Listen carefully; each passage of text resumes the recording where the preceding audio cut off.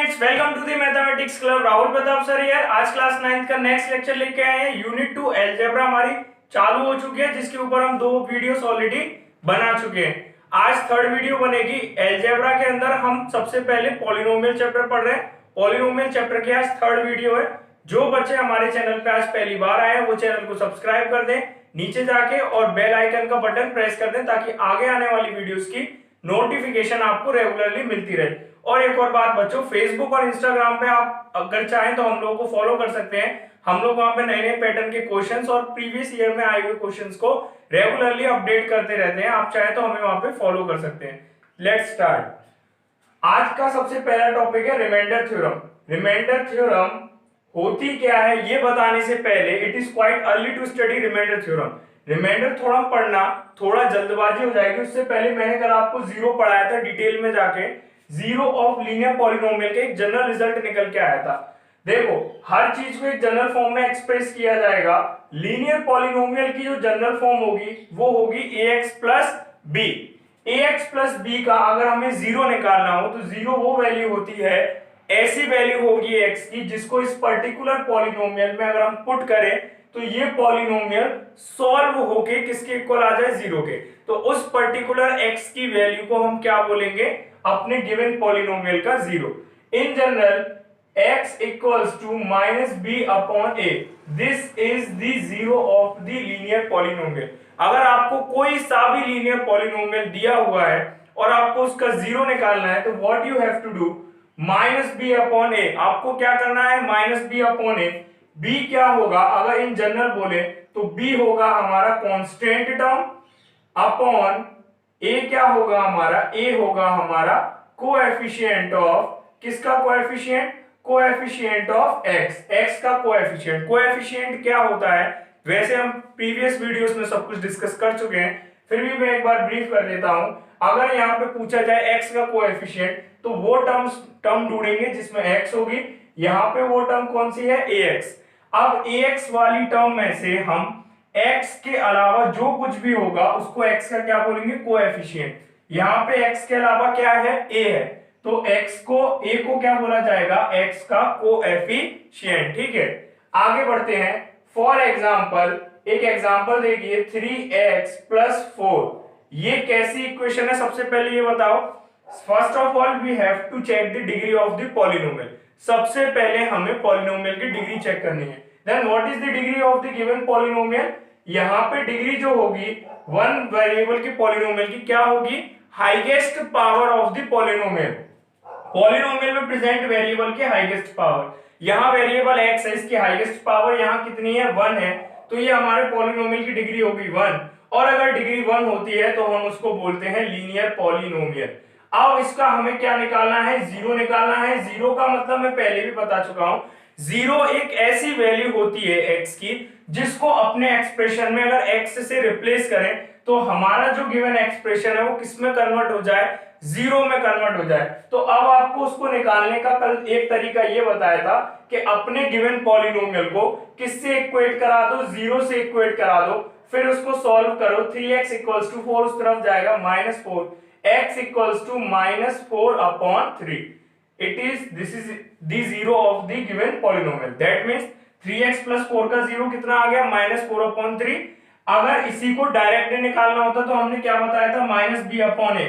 Minus लगाएंगे सबसे पहले, माइनस के बाद क्या, कांस्टेंट टर्म। कांस्टेंट टर्म क्या है यहाँ पे, +4।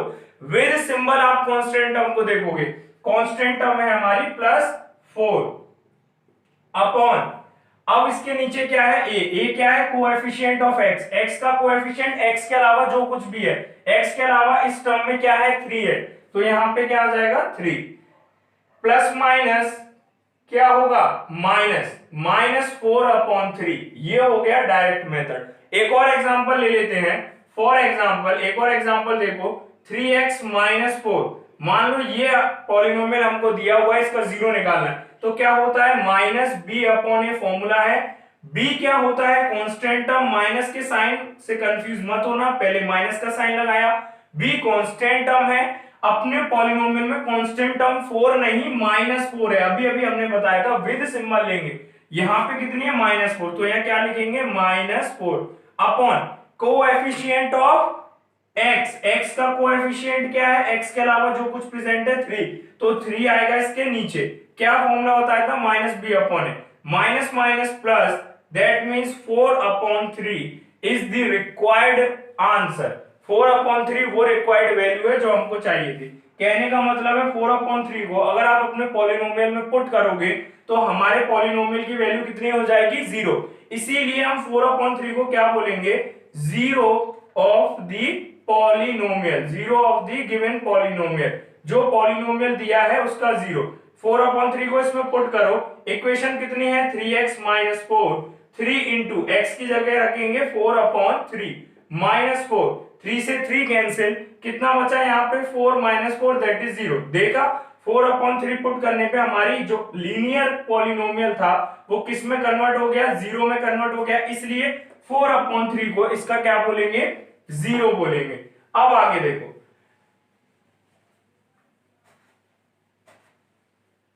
अब सबको आ गया होगा कि जब भी आपको लीनियर पॉलिनोमियल दे रखा हो तो उसका 0 कैसे निकालें और 0 क्या होता है। नेक्स्ट जो आपको देखना है, इधर देखो 3x³ plus 4x² plus x। मान लो ये इक्वेशन हमको दी गई है और इस पूरी इक्वेशन में डिवाइड करना है हमको x को। एक ये फॉर्म हो गई लिखने की, दूसरी फॉर्म में इसको ऐसे भी लिख सकता हूं, 3x³ plus 4x² plus x upon x।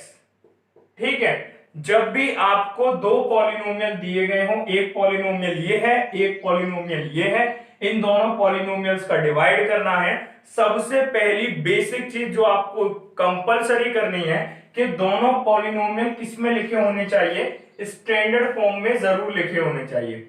Standard form क्या होती है, स्टैंडर्ड फॉर्म का मतलब होता है जैसे ये हमें पॉलिनोमियल दिया हुआ है 3x³ plus 4x² plus x। इस पर्टिकुलर पॉलिनोमियल में जो वेरिएबल x है अगर वो डिसेंडिंग ऑर्डर्स में लिखा हुआ है उसकी पावर्स तो ठीक है, वरना वो स्टैंडर्ड फॉर्म में नहीं है। यहाँ पे सबसे पहले x³ वाली टर्म आ रही है, फिर x² की टर्म आ रही है, फिर x की टर्म आ रही है, x मींस x की पावर 1। तो ये जो x की पावर्स में टर्म्स लिखी हुई है वो किस फॉर्म में है, डिसेंडिंग में। पहले सबसे बड़ी पावर वाली टर्म, फिर x² उससे छोटी पावर वाली टर्म, फिर x उससे भी छोटे वाली पावर वाली term, that means descending order. Descending order क्या होता है, सबसे बड़ा उससे छोटा, फिर उससे छोटा, फिर उससे छोटा वाला टर्म। दैट मींस ये जो गिवन पॉलिनोमियल है वो किस फॉर्म में है, स्टैंडर्ड फॉर्म में है। अगर स्टैंडर्ड फॉर्म में पॉलिनोमियल नहीं होता तो सबसे पहले उसको स्टैंडर्ड फॉर्म में कन्वर्ट करना है, तब आपको डिवाइड करना है। अगर वो स्टैंडर्ड फॉर्म में नहीं है तो पहले उसको स्टैंडर्ड फॉर्म में बनाओ। स्टैंडर्ड फॉर्म में कैसे बनाएंगे, सबसे पहली वो टर्म लिखी जाएगी जिस टर्म की डिग्री क्या है, हाईएस्ट। यहाँ पे x³ की डिग्री हाईएस्ट थी, पहले x³ फिर x² फिर x। अगर आप ये स्टेप फॉलो नहीं करोगे तो लॉन्ग डिवीजन मेथड जैसे जो मेथड्स आएंगे उनमें आपका आंसर क्या आएगा, गलत आएगा। अब इधर देखो, इसको रिप्रेजेंट करने का बेसिक तरीका है, चाहे क्वेश्चन ऐसे आए चाहे क्वेश्चन ऐसे आए, हम इसको ब्रेक कर सकते हैं डिनोमिनेटर के नीचे लगा के। ठीक है, इधर देखो 3x³ upon x plus 4x² upon x plus x upon x। यहां पे कितनी टर्म्स अवेलेबल थी, पहले ये देखो, फर्स्ट टर्म प्लस आ गया, दूसरी टर्म चालू, प्लस आ गया, तीसरी टर्म चालू, प्लस माइनस आते ही टर्म डिवाइड हो जाती है पॉलिनोमियल में। तो कितनी टर्म थी, 3 टर्म थी। तीनों टर्म्स के नीचे इंडिविजुअली हमने किसको लिख दिया, डिनोमिनेटर को लिख दिया। डिनोमिनेटर कितना था, सिर्फ एक वेरिएबल x। अब 3x³ upon x, x³ upon x algebraic जो आपने वो चैप्टर पढ़ा था 8th में, उसमें एक्सपोनेंट पढ़े थे, उसमें क्या था, अगर बेस सेम हो दैट मींस ऊपर x की पावर 3 है, नीचे x है, इसका मतलब x की पावर 1, और दोनों तरफ बेस सेम है और पावर क्या है, अलग अलग, और दोनों के बीच में डिवाइड हो रहा है। तो इस पर्टिकुलर कंडीशन में दोनों जो बेस है, इधर देखो x³ अपॉन x की पावर 1, दोनों का बेस सेम है, यहां पर भी x यहां पर भी x। तो क्या करते थे, डिवाइड वाली फॉर्म में पावर जो होती थी वो सब्ट्रैक्ट हो जाती थी। सिमिलरली यहाँ पे जो पावर्स हैं वो क्या हो जाएंगी, सब्ट्रैक्ट हो जाएंगी। 3x² एक्स क्यूब था 1 था, 3 में से 1 गया 2, 3x स्क्वायर। अब इस टर्म पे फोकस करो, यहाँ पे भी बेस सेम है, पावर अलग है, यहाँ 2 है यहाँ 1 है और डिवाइड हो रहा है। क्या हो रहा है? डिवाइड हो रहा है, ये कंडीशन याद रखना। Plus 4x square upon x, x और x बेस सेम है, इसके ऊपर कोई पावर नहीं है, 1 पावर हो जाएगी, इसके ऊपर 2 पावर है, दोनों में डिवाइड हो रहा है, तो एक्सपोनेंट के रूल के अकॉर्डिंग पावर्स क्या हो जाएंगी? सबट्रैक्ट हो जाएंगी। 2 minus 1 that means 1 plus x upon x, what it means? x upon x means x की पावर 1 upon x की पावर 1, बेस सेम है, पावर्स क्या हो जाएंगी? सबट्रैक्ट हो जाएंगी, तो x की पावर 1 minus 1 is what? 0। अब यहां पे देखो 3x स्क्वायर, 3x स्क्वायर पहली टर्म, दूसरी टर्म कितनी आई? 4x की पावर 1, जिसको 4x लिख सकते हैं, x की पावर 0। कल भी हमने बताया था, उससे पहले वाले लेक्चर में भी बताया था, जिस भी वेरिएबल की पावर 0 हो वो वेरिएबल किसके इक्वल हो जाता है? 1 के इक्वल हो जाता है। तो हमारा आंसर क्या आया?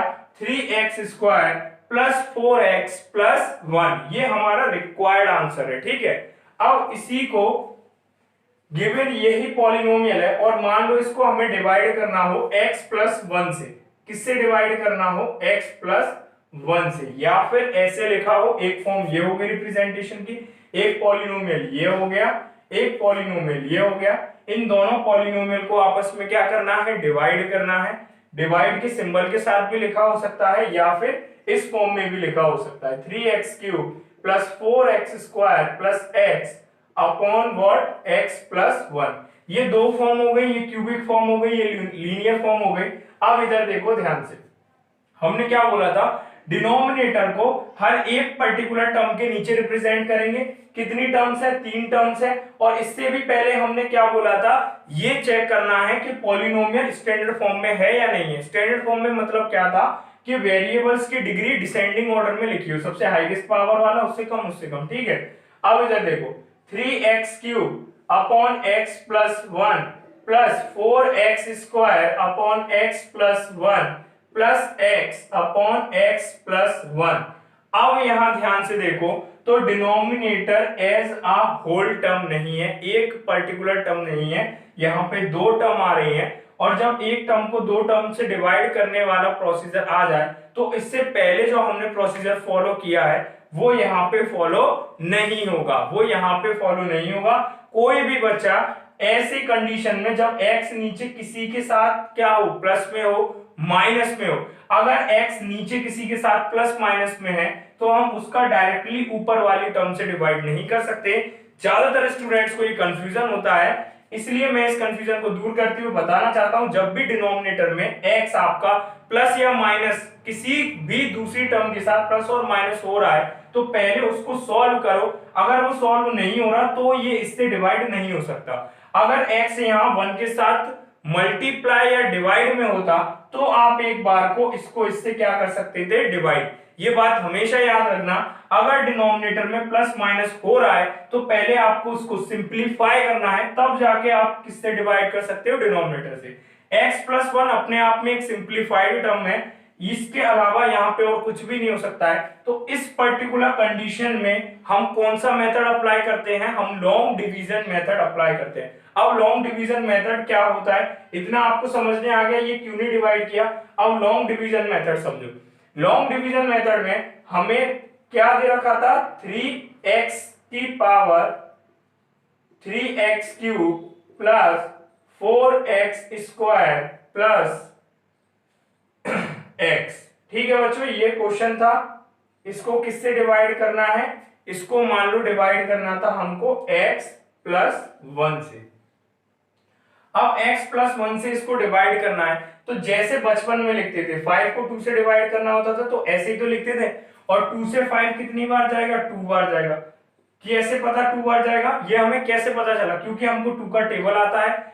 सामने दिखने वाली दोनों जो न्यूमेरिकल एक्सप्रेशंस हैं, इन दोनों न्यूमेरिकल एक्सप्रेशन के अंदर हमको ये पता है कि 5 2 के टेबल में आता नहीं है, तो हम ऐसी वैल्यू ढूंढेंगे जो 5 से जस्ट छोटी होगी, वो वैल्यू होती है 4। तो 2 2 जा 4, 5 में से 4 गए 1। सेम कंडीशन यहां अप्लाई होती है। यहाँ x+1 की ना तो आपको टेबल पता, ना ही आपको ये पता कि ये एज अ होल जाएगा, पहली टर्म जाएगी, दो टर्म जाएंगी, तीन टर्म जाएंगी, क्या होगा। तो यहाँ पे जो प्रोसीजर फॉलो होता है उसको ध्यान से सुनना।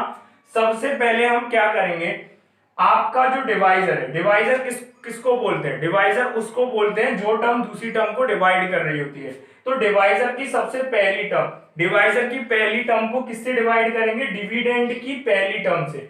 डिवाइजर की पहली टर्म को डिविडेंड की पहली टर्म से डिवाइड करेंगे। डिवाइजर की पहली टर्म x है, डिविडेंड की पहली टर्म 3x³ है। मैं यहाँ फिर से बार बार बोल रहा हूं कि आपका जो डिविडेंड हो और जो डिवाइजर हो दोनों ही स्टैंडर्ड फॉर्म में लिखे हो। अगर दोनों स्टैंडर्ड फॉर्म में नहीं है बच्चों तो आपका डिवाइड करने का कोई भी फायदा नहीं है, आपका आंसर गलत आना है। आपका डिवाइजर डिविडेंड दोनों ही किस फॉर्म में लिखे हो, दोनों ही स्टैंडर्ड फॉर्म में लिखे हो, ये कंपलसरी है। अब यहां ध्यान से देखो बच्चों, x+1 भी स्टैंडर्ड फॉर्म में है, 3x³, फिर 4x², फिर x की पावर 3 आ रही है, फिर 2 आ रही है, फिर 1 आ रही है, ये भी हमारा स्टैंडर्ड फॉर्म में। ये दोनों स्टैंडर्ड फॉर्म में, इसके बाद ही प्रोसीजर चालू करना। अगर आपने स्टैंडर्ड फॉर्म में नहीं किया तो आपका करने का कोई फायदा नहीं है।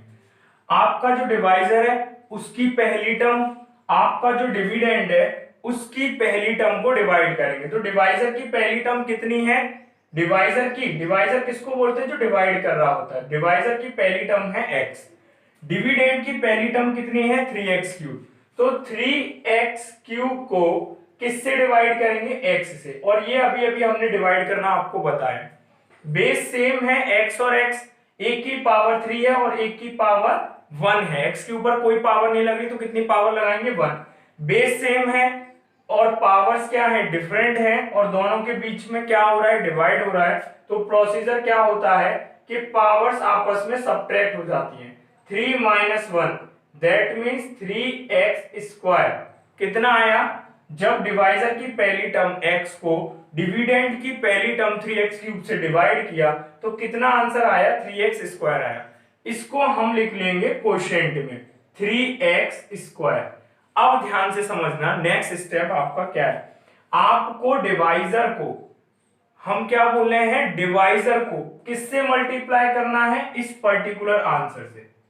ये जो आंसर आया है आपका, डिवाइजर की पहली टर्म को डिविडेंड की पहली टर्म से डिवाइड करके, इस पर्टिकुलर आंसर को आपको कोशेंट में लिखना है।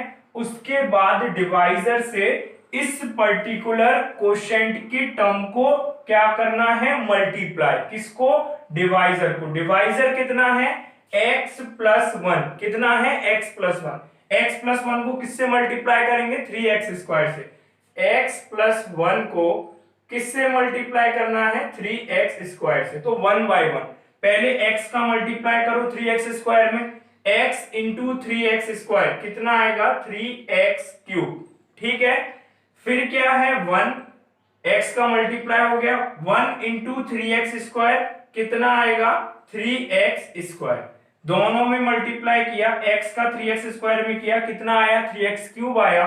फिर 1 था, 1 का 3x² में किया, 3x² ही आया, और दोनों के बीच किसका साइन आएगा, प्लस का साइन आएगा। ये हमारा आंसर आ गया। अब इसको लिखना कहां है, हमें जो पॉलिनोमियल दिया है उसी के नीचे इन पर्टिकुलर टर्म्स को लिखेंगे। टर्म्स को लिखते टाइम आपको ये बड़ी सावधानी बरतनी है कि सिमिलर टर्म्स, लाइक टर्म्स ही लाइक टर्म के नीचे जाए। अब लाइक टर्म क्या होता है, वो टर्म जिसमें वेरिएबल एग्जैक्टली सेम होते हैं उनको लाइक टर्म्स बोलते हैं। यहां पे वेरिएबल x³ है, कांस्टेंट पार्ट पे ध्यान मत दो, वेरिएबल कितना है, x³। हमारे डिविडेंड में x³ की क्या कोई टर्म प्रेजेंट है, अगर प्रेजेंट है तो उसे उसके नीचे रखेंगे। अगर x³ की कोई टर्म प्रेजेंट नहीं होती तो आप उसको अलग से लिख देते, और जब नेक्स्ट स्टेप आता तो उसमें उसके साथ जोड़ देते।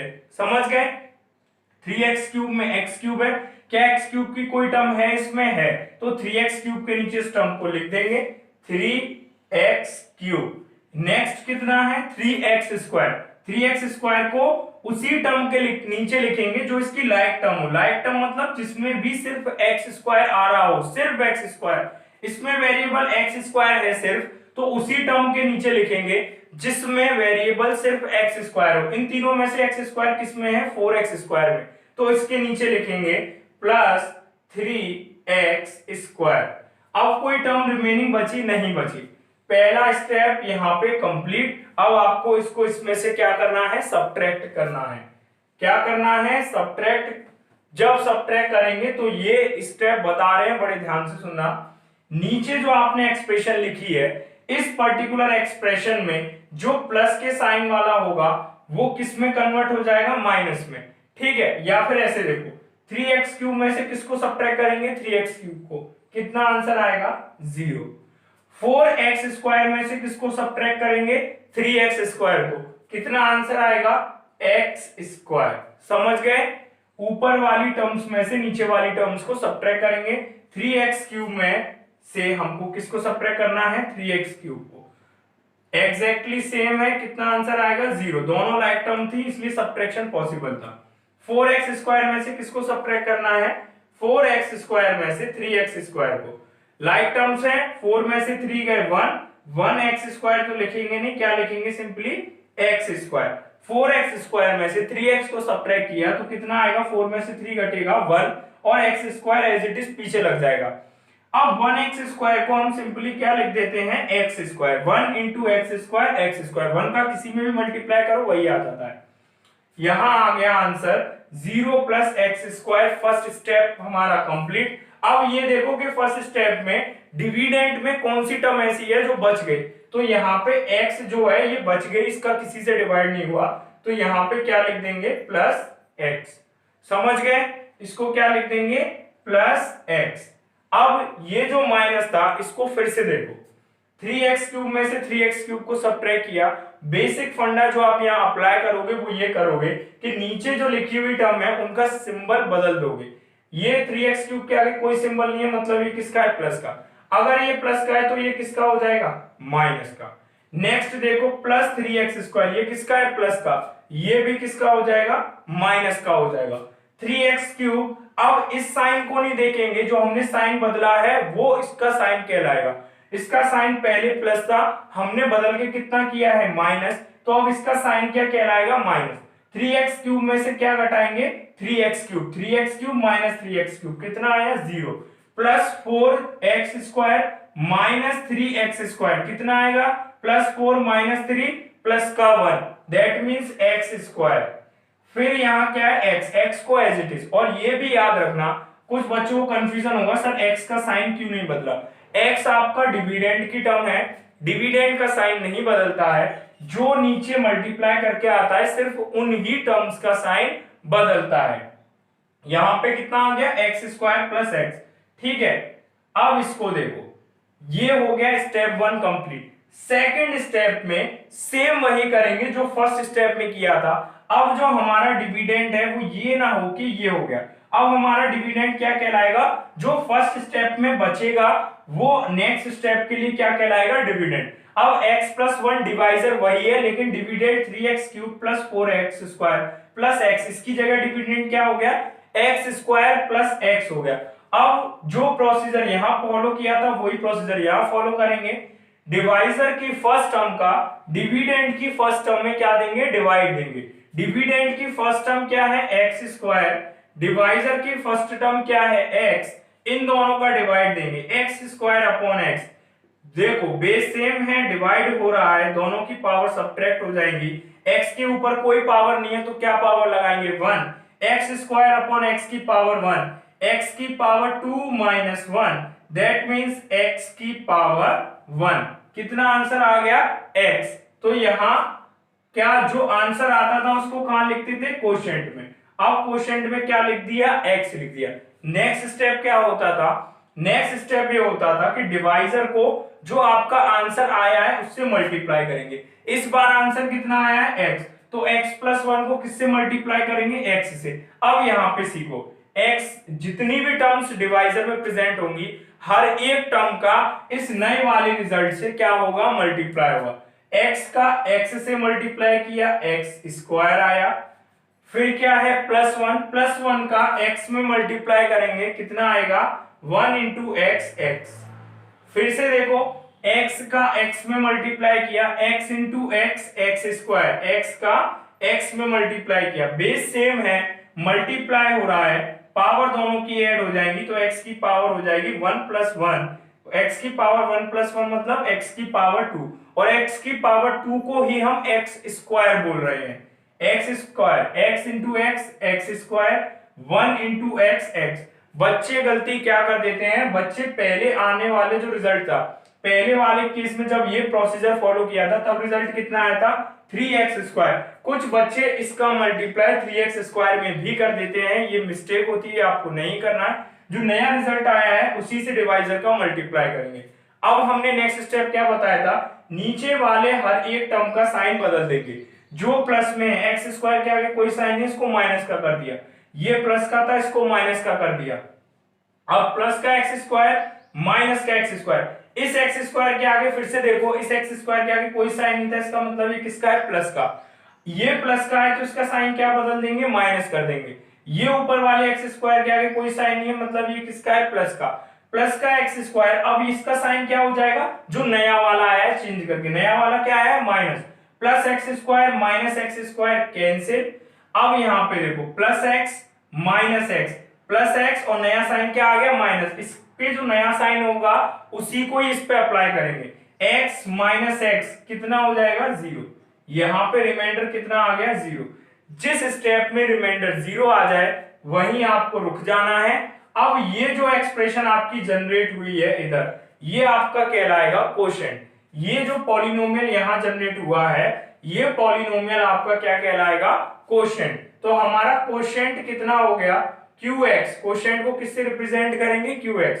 QX कितना हो गया, 3x square plus x। QX को क्या बोले हैं हम, कोशेंट। कोशेंट आपने पढ़ा है, कोशेंट क्या होता है, कोशेंट क्या होता है, इधर देखो 2 से 5 को अगर डिवाइड करें, 2 2 जा 4, रिमाइंडर कितना आया, 1। तो जितने टाइम डिवाइड करते हैं वो उसका क्या कहलाता है, कोशेंट। तो इस केस में कोशेंट क्या है, 2। ठीक है, तो कोशेंट क्या आ गया, 3x स्क्वायर प्लस एक्स, और रिमाइंडर कितना आ गया, रिमाइंडर आ गया हमारा 0।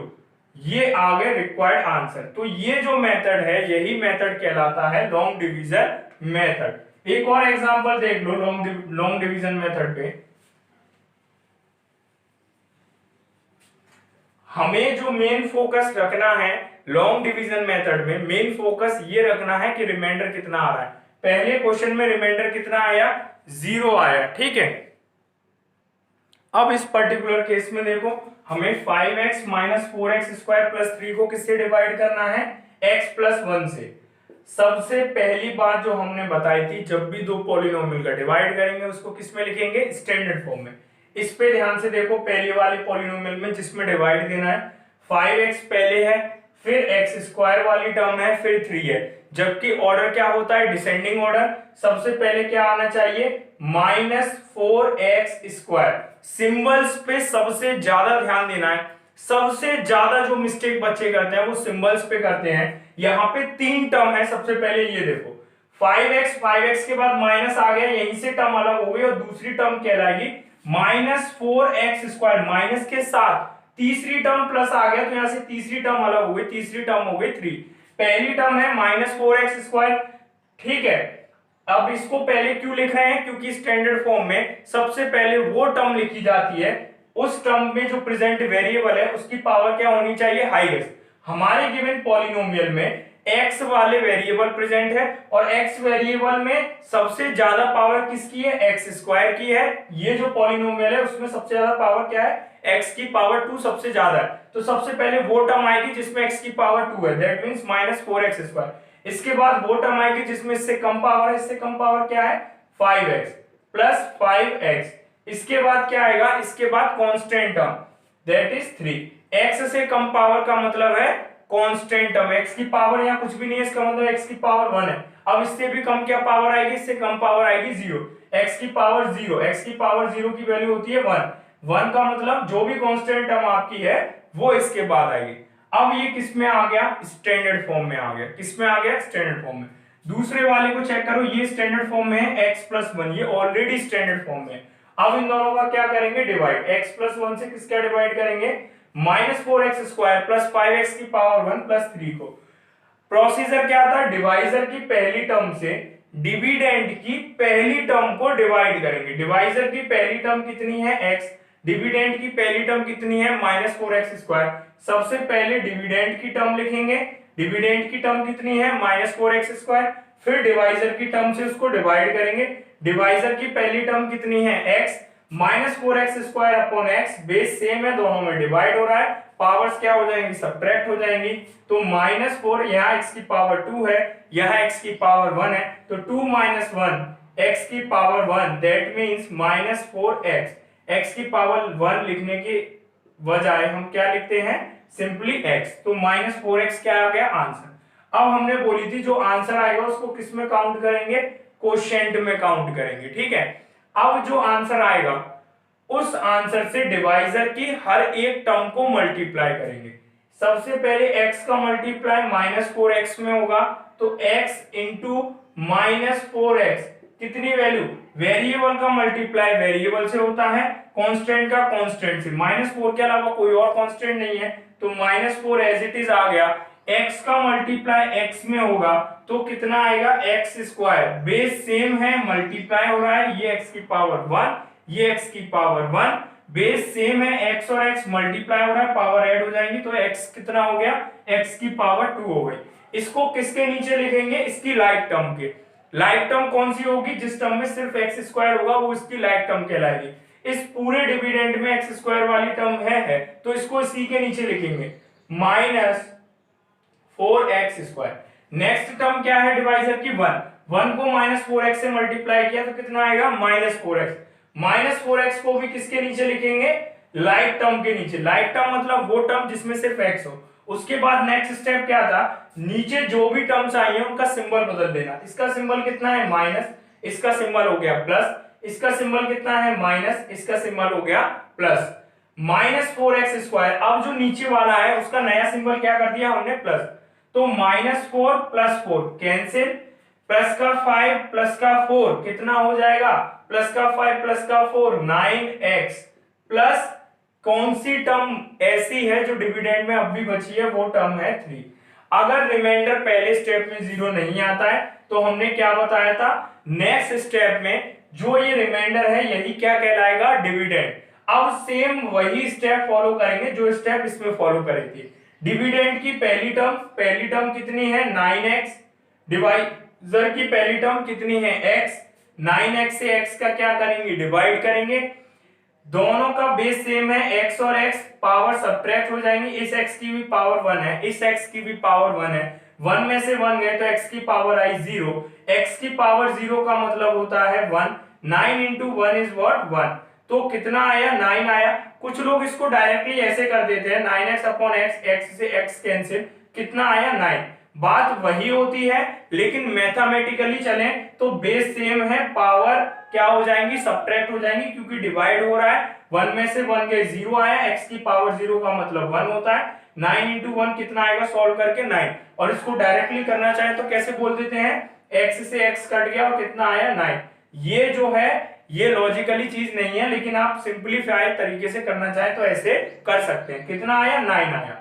जो रिजल्ट आता है उसको किस में ऐड कर देते हैं, क्वोशिएंट में। अगला प्रोसीजर क्या होता है, डिवाइजर की हर एक टर्म को उस नए रिजल्ट से मल्टीप्लाई करना, सिर्फ उसी से। नया रिजल्ट कितना है 9, सिर्फ इससे करेंगे, इससे नहीं करेंगे।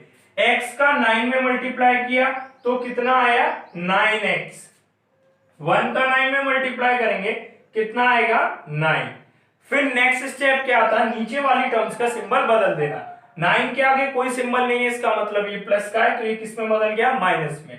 इस 9 के आगे प्लस का सिंबल है, ये किस में बदल गया 9 में। अब ध्यान से देखो, ऊपर 9x है प्लस का, नीचे 9x हो गया अब किसका माइनस का, ये कैंसिल, मतलब 9x माइनस 9x 0।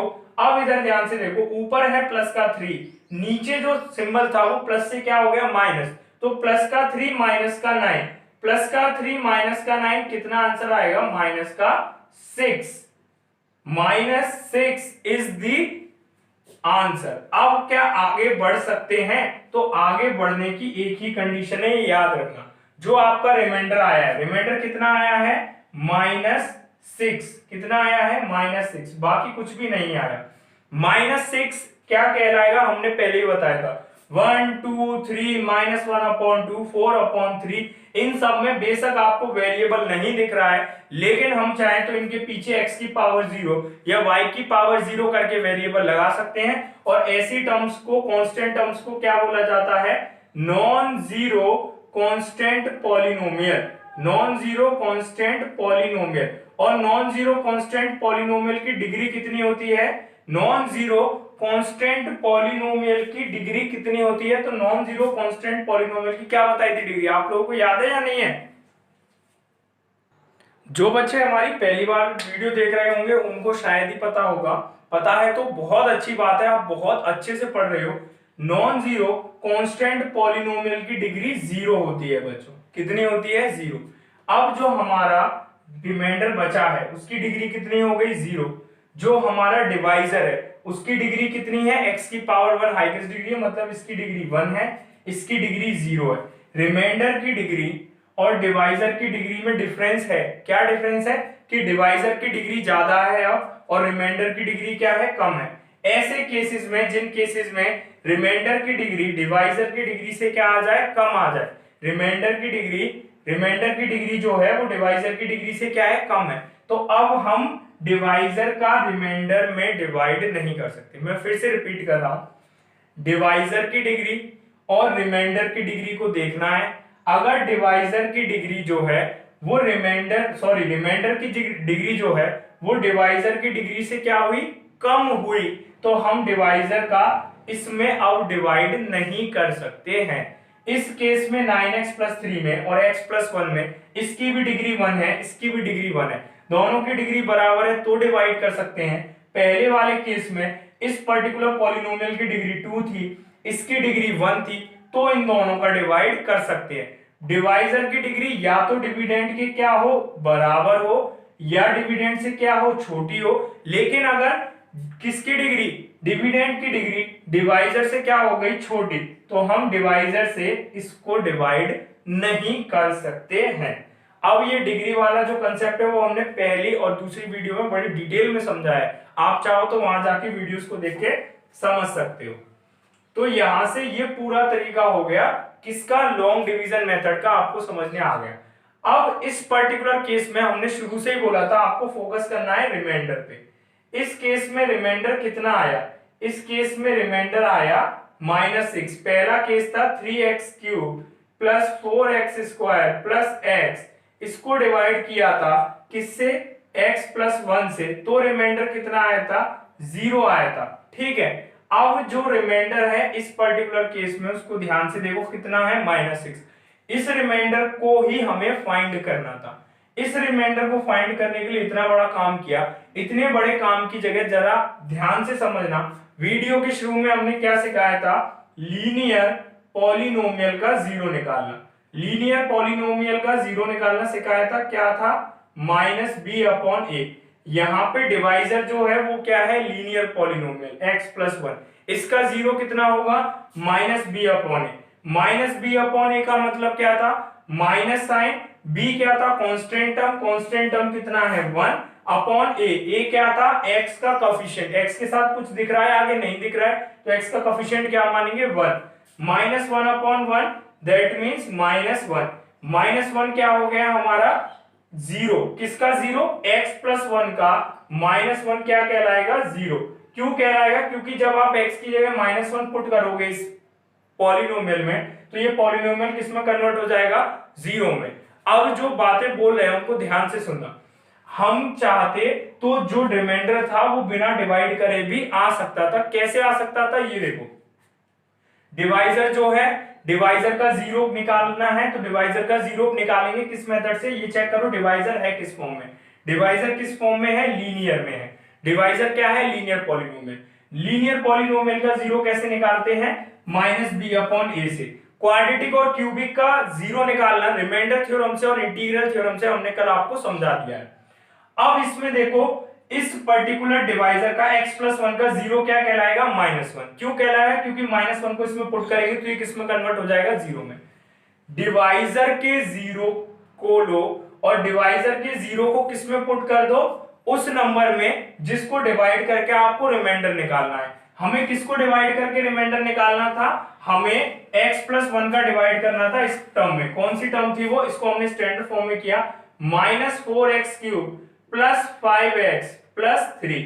अब जिस टर्म में हमें डिवाइड करना है, किसका डिवाइड करना था, x प्लस 1 का, तो x प्लस 1 का जीरो कितना है, -1।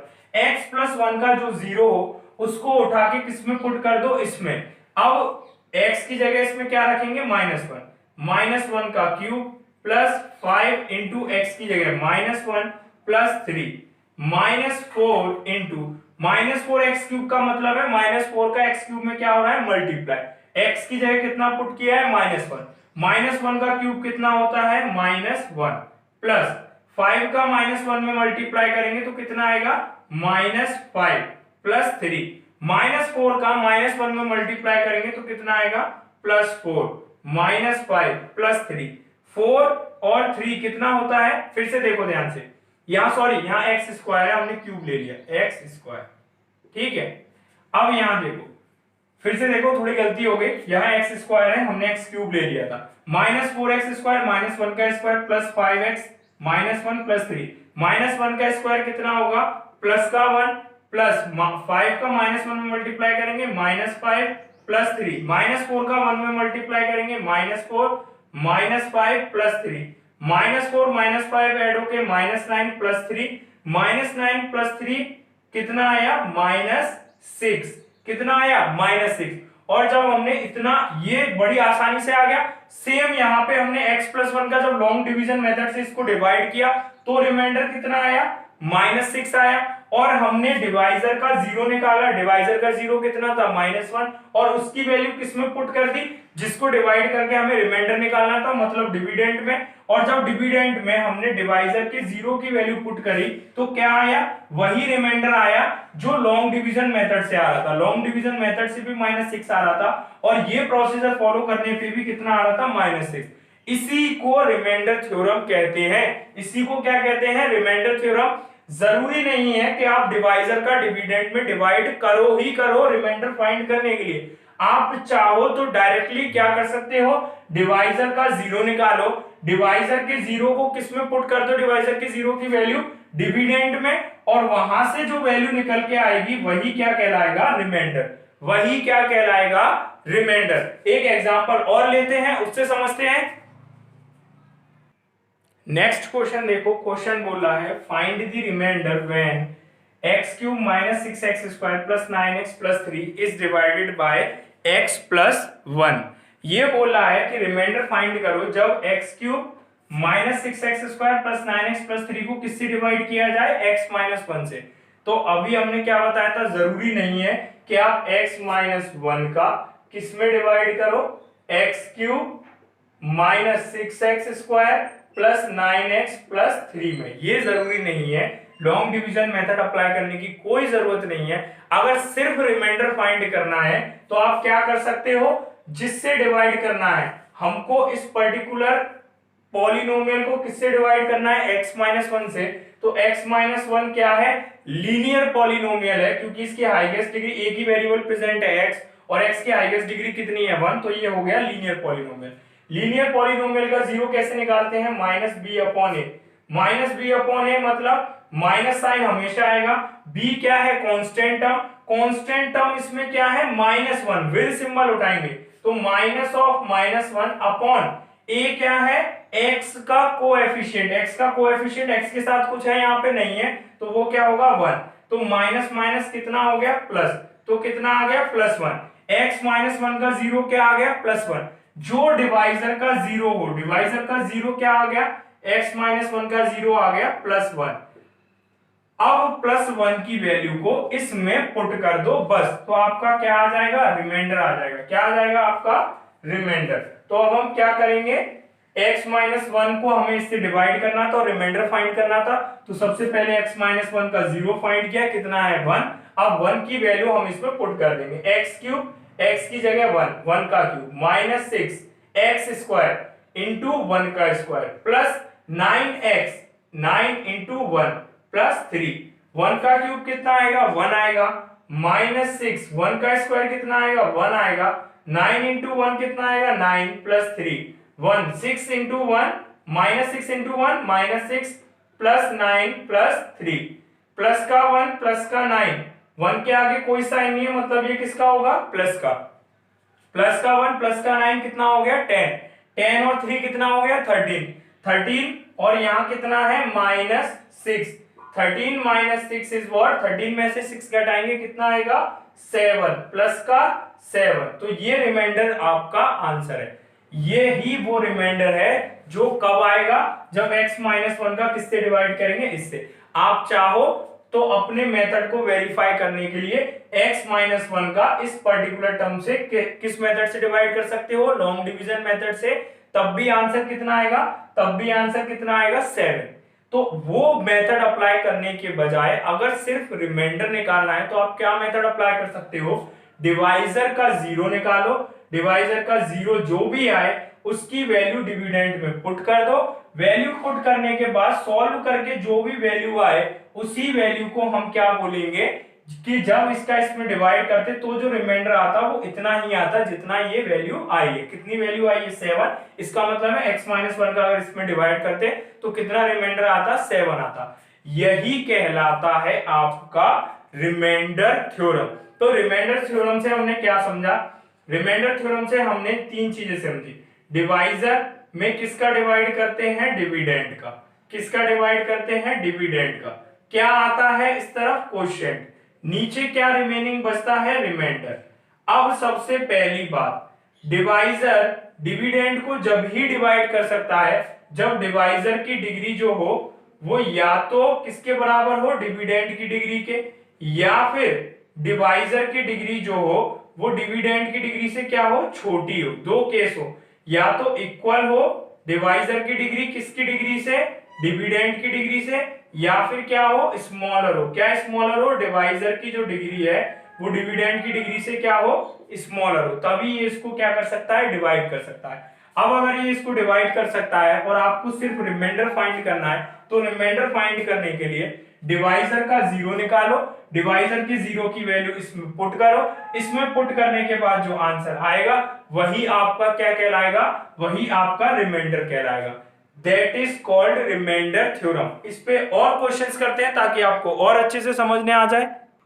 अब इसको देखो ध्यान से, इस क्वेश्चन में हमको y cube minus A Y square plus 6y minus A को किससे डिवाइड करना है, y माइनस ए से डिवाइड करना है और क्या निकालना है रिमाइंडर निकालना है। तो हमने क्या बताया था, जिससे भी डिवाइड करना है किससे डिवाइड करना है y माइनस ए से।